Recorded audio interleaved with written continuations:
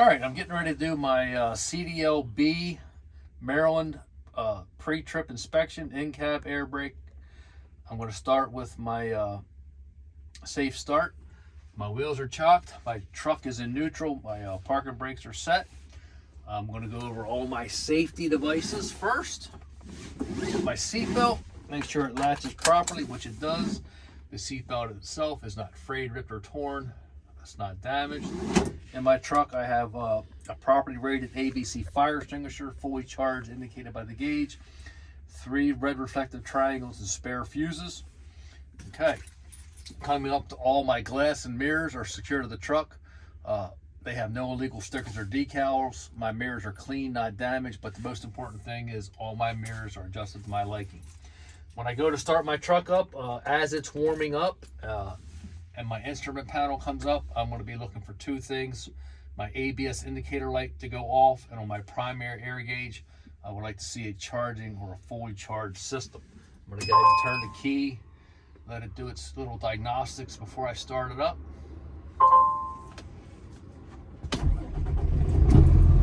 All right. As the truck is warming up, my gauges are coming up. My ABS indicator light has stayed on. I could drive it like a normal vehicle. I would get that serviced as soon as possible. On my primary air gauge, I got a fully charged system of 122 PSI. Now I'd like to go over all my lights and indicators, starting with my left turn signal indicator is working properly. My right turn signal indicator is working properly. My 4-way flasher indicators are working properly. My high beam indicator is working properly. My parking brake indicator is working properly. And I come here to my in-cab lights are all working properly. All right. Now I'm going to go over all my controls and gauges. My regular horn works, road horn works properly. My windshield wipers on low, medium, and high all work properly. My wiper fluid works properly. I can tell I got the proper spring tension. And when I shut my wipers off, my wiper blades are not frayed, ripped, or torn, not damaged. All right, coming up here to my primary air gauge, number 1 is fully charged, 122. My RPMs, 700 RPMs at idle, working properly. Over here to my def tank is half a tank, matches my def tank, and my fuel gauge is a little over 3/4, matches my fuel tank. Coming over here to my blower heater fan, I'm going to put it on defrost. It's on hot. I'm going to put my hand up here. My fan blower works on all 3 speeds. I'm going to leave it on high. Works on defrost hot. Take it over to cold. Works on defrost cold. I'm going to take it down to the floor. Works on the floor cold. Works on the floor hot. My blower, heater, fan are all working properly. That includes my in-cab inspection. Now I'm going to move on to my air brake test. I'm going to do a CDL B air brake test, straight truck. And I'll let you know I'm starting this with a fully charged system of 122 PSI. I'm going to do a 1-minute pressurized leak test. Within that minute, I can't lose more than 3 PSI. Then I'm going to do a low pressure indicator test. When the fan the brakes, bleed the system down. When it gets between 60 and 90 PSI, my light on my low pressure indicator should come on. And then when I get between 20 and 40 PSI, my spring brakes should apply. I have 3 things to do to set this test up. 1, I'm going to shut the engine off, kill the engine. 2, I'm going to turn the key to power. And number 3, I'm going to come over here, my truck yellow knob, I'm going to push that in. And on my primary gauge, once that system levels out, I'm going to put my foot on the brake for 1 minute. And like I said, I can't lose more. And then 3 PSI for this straight truck. All right, it has leveled out. I'm going to ask the tester to time me. When they say yes, I'm going to let them know when to start. I'm going to put my foot on the brake, give it a second to level out, and I'm going to say start. All right, after that minute, I'm going to leave my foot on the brake. I'm going to point to verify that it has been a minute. I did not lose more than 3 PSI for this straight truck. I'm going to take my foot off the brake.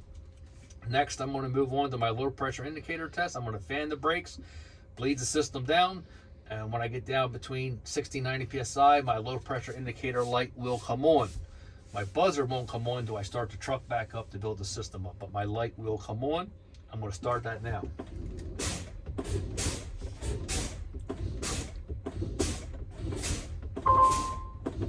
All right, my low pressure indicator light is working properly. I'm between 60 and 90 psi, and my light has come on. It turned red. Next, I'm going to move on to my spring brake test. I'm going to continue to fan the brakes, bleed the system down, and between 20 and 40 psi, my spring brakes will apply on the rear of the truck, and my yellow knob should pop out. Here, I want to keep my eye on the knob, make sure it does pop out.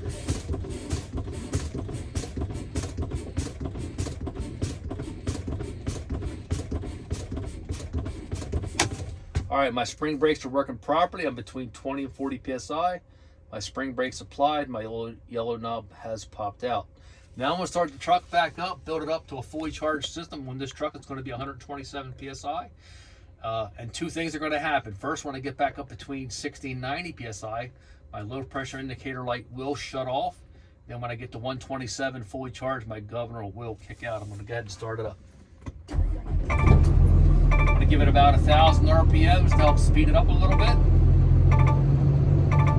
And like I said, once I get back up between 60 and 90 psi, my low pressure indicator light should shut out. And my alarm should shut off.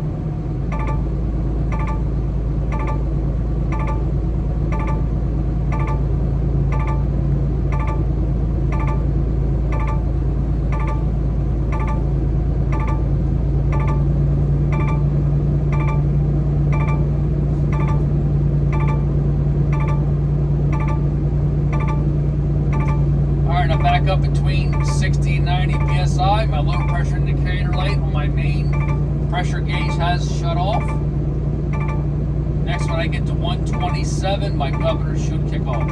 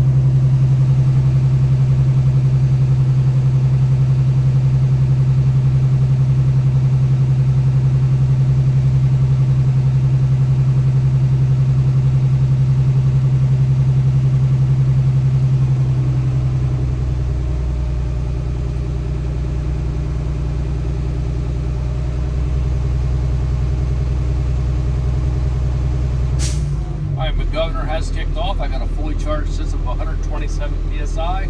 It is working properly. Now I'd like to move on to my tug test.